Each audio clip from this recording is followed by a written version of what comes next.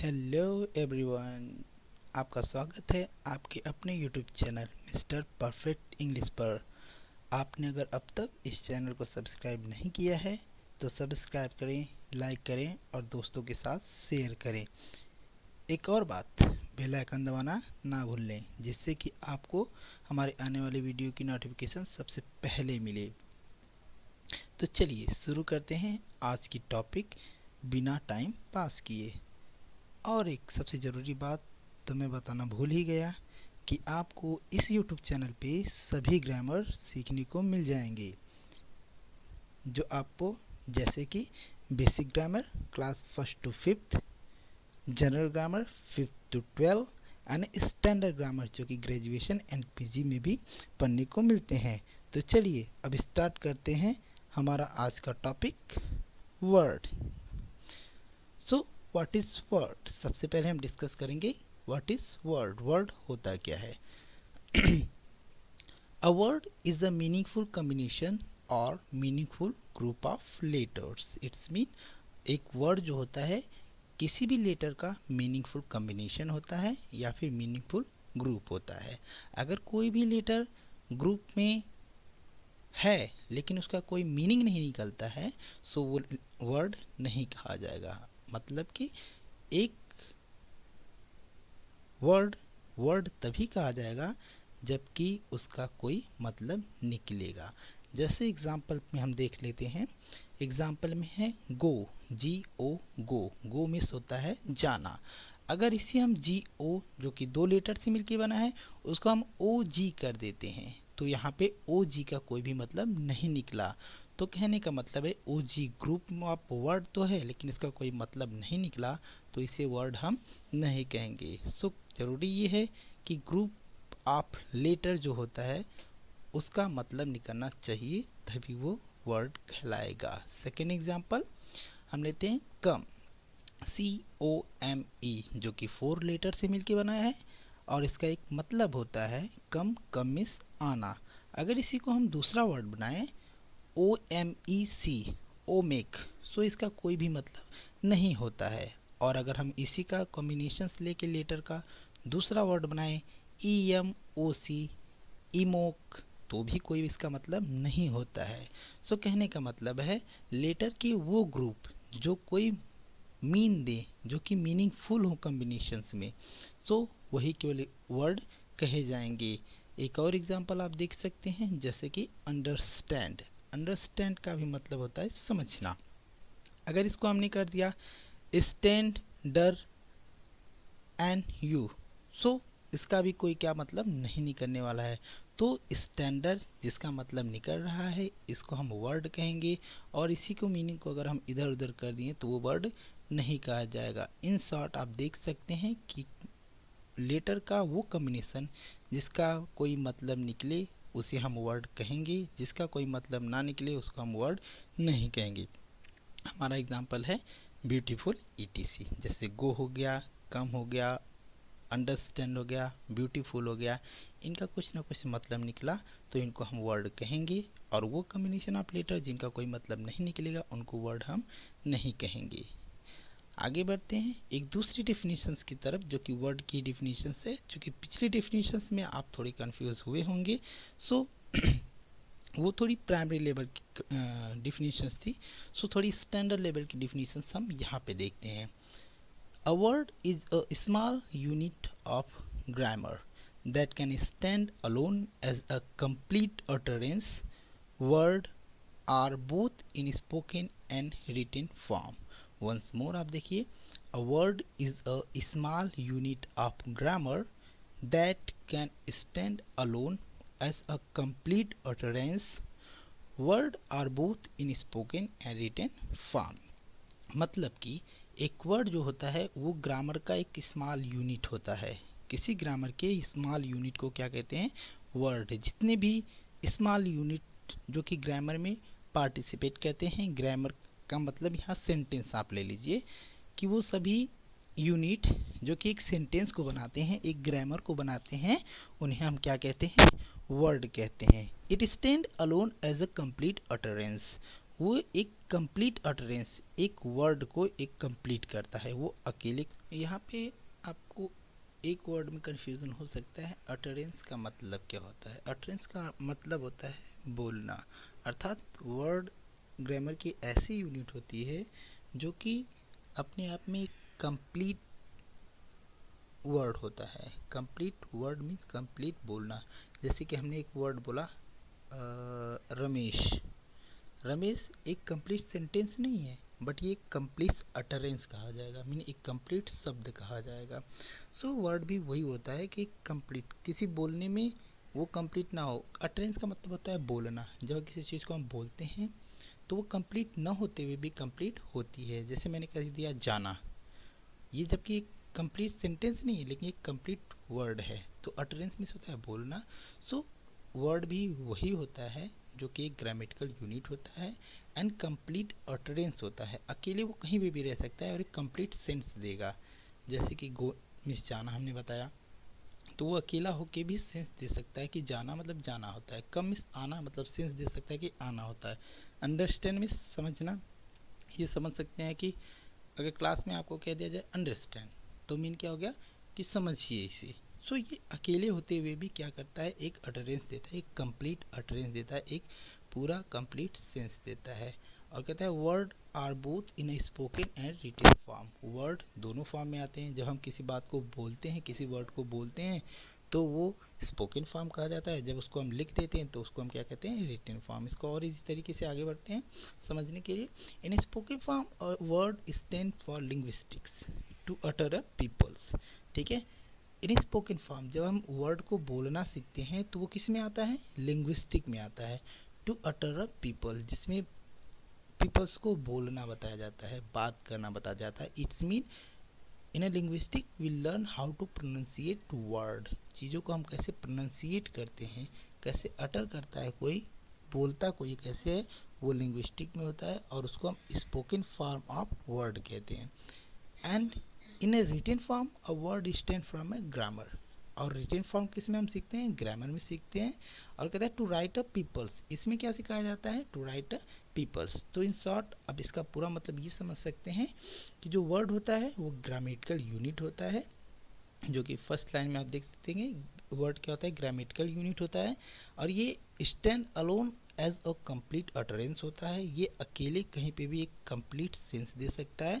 और वर्ड दो फॉर्म में पाए जाते हैं, पहला स्पोकन फॉर्म में एंड दूसरा रिटन फॉर्म में। स्पोकन फॉर्म का मतलब होता है बोलना। ठीक है, जैसे अगर हमें कहना होगा गो, तो या तो हम उसे बोल के करेंगे या तो फिर लिख के कर सकते हैं, तो इसीलिए दो होती हैं। जो बोलना होता है वो लिंग्विस्टिक के अंडर आता है एंड जो राइट करना होता है वो ग्रामर के अंडर आता है। तो लिंग्विस्टिक में वर्ड को बोलना सीखते हैं हम, एंड ग्रामर में वर्ड को लिखना सीखते हैं हम। एंड नेक्स्ट अगर हम एग्जाम्पल की बात करें तो आप देख सकते हैं जैसे क्लासरूम, इसको अगर हमें बोलना होगा तो हम क्लासरूम बोल देंगे। गेट कीपर, गेट कीपर बोलना होगा तो गेट कीपर बोल देंगे, और लिखना होगा तो गेट कीपर लिखेंगे। अगर हम गेट कीपर बोलते हैं तो वो लिंग्विस्टिक हो गई, अगर हम गेट कीपर लिखते हैं तो वो ग्रामर कहा जाएगा। एंड नेक्स्ट अगर हम बात करें कि आपको एक कन्फ्यूज़न बना होगा, why it is a called unit of grammar. अभी यूनिट ऑफ ग्रामर हम क्यों कहेंगे, किसी वर्ड को unit of grammar means sentence की यूनिट कैसे कह सकते हैं, क्योंकि सेंटेंस तो वर्ड से नहीं बल्कि नाउन प्रोनाउन वर्ब एडवर्ब से मिलकर बने होते हैं। तो चलिए इसको हम समझते हैं एक एग्जाम्पल के through. Let's understand it by the help of example. So first example आप देख सकते हैं जिसमें हमने काफ़ी कलर्सफुल कर लिए हैं, इसलिए मैंने किए हैं क्योंकि आपको ये समझने में ईजी हो। जैसे कि है Kishan is reading a book, Kishan एक किताब पढ़ रहा है। सो इसमें किशन अगर हम जनरली बात करें अकॉर्डिंग टू सेंटेंस, तो किशन क्या हो जाएगा, नाउन हो जाएगा। इज़ हेल्पिंग वर्ब है, रीडिंग क्या है, ये भी एक वर्ब है। अ आर्टिकल है, एंड बुक भी क्या है, एक नॉमिनेटिव केस ऑफ नाउन है। ठीक है, सो ये सब तो बात हो गई। लेकिन इन सबको अगर हम ओवरऑल देखें तो ये सभी वर्ड ही हैं। किशन भी एक वर्ड है, इज़ भी एक वर्ड है, रीडिंग भी एक वर्ड है, ए भी एक वर्ड ही है, बुक भी एक वर्ड ही है। इसीलिए इसको कहा गया है कि यूनिट ऑफ ग्रामर, ग्रामर की यूनिट। तो जैसे कि मैंने बताया कि ग्रामर मीन्स यहाँ आप ग्रामर ना समझिए बल्कि ग्रामर मीन्स एक सेंटेंस समझिए। तो वही कहा गया है कि वर्ड क्या होता है, ये सेंटेंस की यूनिट होती है, वो सेंटेंस का सभी चीज़ें। सो जैसा कि मैंने अभी बताया कि ग्रामर से यहाँ मतलब आप सेंटेंस से लीजिए, न कि ग्रामर से लीजिए। तो ग्रामर मीन्स सेंटेंस जिन चीज़ों से मिलके बनता है उनको हम क्या कहते हैं, वर्ड कहते हैं। जैसे कि आप देख सकते हैं kissing is also a word, is also a word, reading भी एक वर्ड है, ए भी एक वर्ड है, बुक है ये वर्ड है।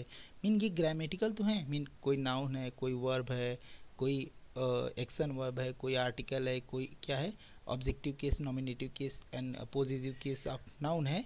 बट ये सभी ओवरऑल क्या है, एक वर्ड ही है, इसीलिए इन्हें क्या कहा गया है, unit of grammar mean unit of sentence. Word को यूनिट ऑफ सेंटेंस भी कहा गया, मतलब कि सेंटेंस के पार्ट भी कहा गया है। और एक एग्जांपल लीजिए, जैसे boy are in killer room, boy are in killer room, boy killer room में हैं। सो इसमें बॉयज़ अगर हम देखें नॉर्मली अकॉर्डिंग टू सेंटेंस, ठीक है। सो बॉयज़ एक नाउन होगा या फिर प्रोनाउन होगा, आर एक क्या होगा, वर्ब होगा, ठीक है, आई मीन हेल्पिंग वर्ब होगा, इन भी एक क्या हो जाएगा, आपका प्रीपोजिशन होगा, और किलर एक एडजेक्टिव या एडवर्ब होगा, एंड रूम क्या हो जाएगा, नॉमिनेटिव केस या फिर ऑब्जेक्टिव केस होगा, ठीक है। सो इन सभी में इनके पार्ट्स तो काफ़ी हैं, और इनके मीन अलग अलग इनकी एक कास्ट भी है। बट इनको ओवरऑल अगर हम देखें तो बॉयज़ भी एक वर्ड है, आर भी एक वर्ड है, इन भी एक वर्ड है, किलर भी एक वर्ड है, और रूम भी एक वर्ड ही है। तो कहने का मतलब है कोई भी सेंटेंस बहुत सारे वर्ड से मिलके बना होता है, इसीलिए इनको हम यूनिट ऑफ ग्रामर या फिर यूनिट ऑफ सेंटेंस या फिर शब्दों का समूह किसी सेंटेंस को कहते हैं। ओके, सो नेक्स्ट हम डिस्कस करते हैं हिंदी कॉन्सेप्ट, क्योंकि ये बड़ी थोड़ी सी प्रॉब्लम होती है कि जब टीचर्स की लैंग्वेज नहीं समझ में आती है हमें, या फिर किसी की लैंग्वेज समझ में नहीं आती है, सो उन्हें हमें शॉर्ट में हिंदी की ज़रूरत होती है। तो उसके लिए मैंने आपको एक नोट्स दे दिया है कि उसका कॉन्सेप्ट पूरे को जितना हमने पढ़ा है उसका एक कॉन्सेप्ट आपको यहाँ पे मिल जाएगा। सो आप इसको आप राइट डाउन कर सकते हैं। ये मुझे पता है ये एक स्लो पॉइसन है, बट थोड़ा कॉन्सेप्ट को क्लियर करने के लिए मैंने यहाँ पे मेंशन कर दिया है, आप इसको पढ़ सकते हैं। तो आगे हम बढ़ते हैं। नेक्स्ट हमारा टॉपिक है कि टाइप ऑफ वर्ड। आपके लिए ये नई टॉपिक होगी, क्योंकि इससे पहले आपने केवल वर्ड पढ़ा था, टाइप ऑफ वर्ड आप पाए नहीं थे। सो इसको हमने स्पेशली मेंशन किया है। तो जैसा मैंने कहा कि आपको इस चैनल पे काफ़ी सारी नई चीज़ें सीखने को मिलेंगी। सो आज हम स्टार्ट करते हैं type of word. So type word में फर्स्ट होता है type of word compound word, ठीक है। सेकेंड होता है कॉन्टेंट्स वर्ड, एंड थर्ड होता है empty word, fourth is form word, fifth is function word, grammar word, next is grammatical word. देखिए grammar word and grammatical word are so different to one another. Next की अगर हम बात करें तो इनडेक्लेनेबल word, और जिसको हम डिक्लेरेटिव वर्ड भी कहते हैं। एंड नेक्स्ट की अगर हम बात करें तो इनवेरिएबल वर्ड है, लेक्सिकल वर्ड है, नेमिंग वर्ड है, एंड नॉमिनल वर्ड भी होता है, ठीक है। Naming word and nominal word बहुत डिफरेंट होते हैं, उसके बारे में हम जब डिटेल में वीडियोस बनाएंगे। सो सेकेंड पार्ट में आपको ये सभी वर्ड्स की डेफिनेशन देखने को मिलेंगी। नेक्स्ट है notional word, orthographical word, interrogative word, demonstrative word, possessive word, reflective verb, definite word and indefinite word, coordinal word, ordinal word, etcetera etcetera. So पहले आपका था कंपाउंड वर्ड, तो हम देख लेते हैं कंपाउंड वर्ड होता क्या है।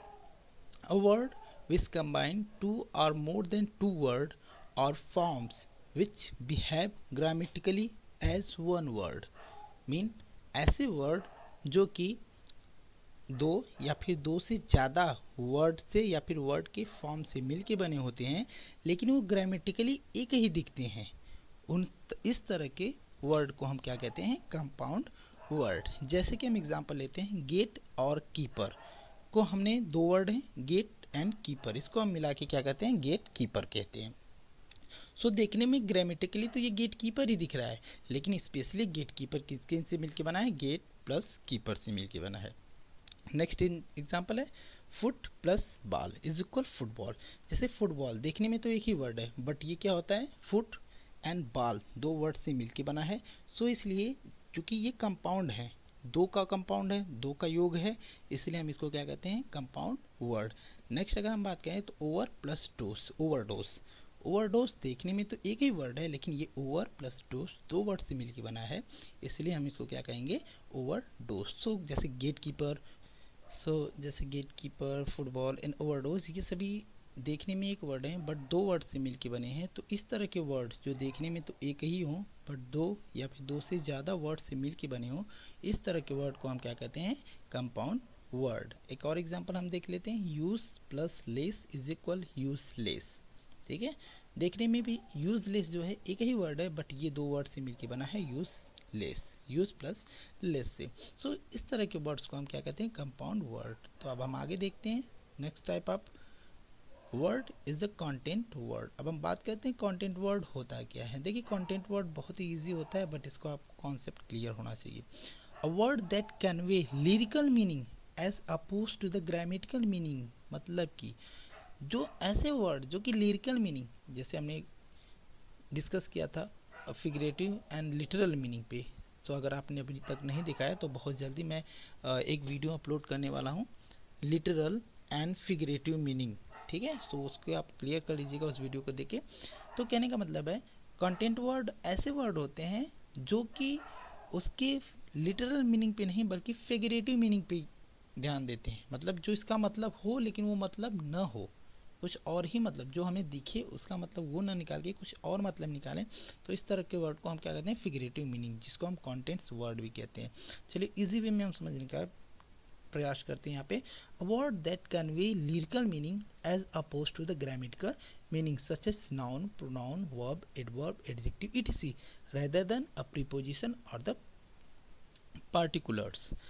अर्थात इट्स मीन कि कंटेंट वर्ड्स वो होते हैं जो कि लिरिकल मीनिंग पे ध्यान देते हैं in the compare of grammatical meaning, जैसे कि noun, pronoun, verb, adverb, adjective, ये ना होकर के वो ज़्यादातर क्या होते हैं, प्रीपोजिशन और पार्टिकुलर होते हैं। अब और इसको हम लोग क्लियर करते हैं दूसरे डेफिनेशन से, जो कि है दैट ग्रामेटिकल वर्ड, ध्यान दीजिए, that grammatical word who doesn't have some meaning as a verb.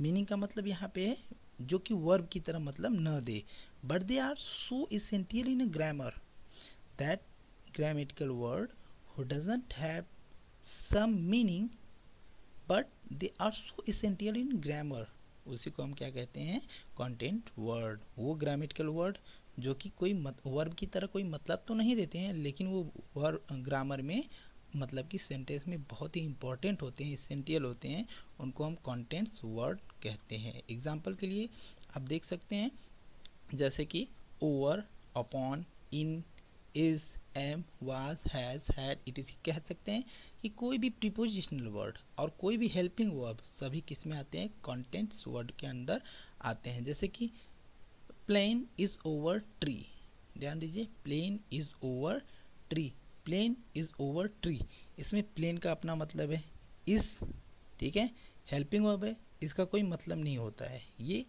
Mean as a मतलब तो होता है लेकिन इसका वर्ब एज अ यूज नहीं होता है। ओवर है, ओवर का भी एज अ, ओवर मीन्स ऊपर होता है बट इसका कोई ऐसा मतलब नहीं होता है जो कि वर्ब की तरह कहा जा सके। ट्री एक नॉमिनेटिव है, इसका भी एक अपना मतलब होता है। नेक्स्ट है he has nothing in his pocket, सभी का कुछ ना कुछ मतलब है but has is no mean, ठीक है, हैज़ का मतलब होते हुए भी उसका कोई मतलब नहीं होता है। ठीक है, सो इन शॉर्ट आप कह सकते हैं कि कॉन्टेंट्स वर्ड्स वो होते हैं जो कि या तो प्रीपोजिशन होते हैं या फिर क्या होते हैं, आर्टिकल्स होते हैं या फिर कोई भी हेल्पिंग वर्ब होते हैं। सो आप कॉन्सेप्ट मोड में ये समझ सकते हैं कि कंटेंट वर्ड वो होते हैं जो कि क्या होते हैं, या तो हेल्पिंग वर्ब होते हैं या फिर प्रीपोजिशनल वर्ड होते हैं या फिर आर्टिकल होते हैं, a, an, the, any, etcetera etcetera. So आज के लिए बस इतना ही, अब मिलते हैं नेक्स्ट वीडियो में जो कि होगा इस वीडियो का पार्ट 2, जिसमें हम उनके पार्ट्स के डिफिनीशंस के और उसके एग्जाम्पल को समझने के लिए ट्राई करेंगे। सो आज के लिए इतना ही, और अगर अब तक आपने हमारे चैनल को सब्सक्राइब नहीं किया है तो सब्सक्राइब करें, दोस्तों के साथ शेयर करें एंड लाइक करें। Thank you.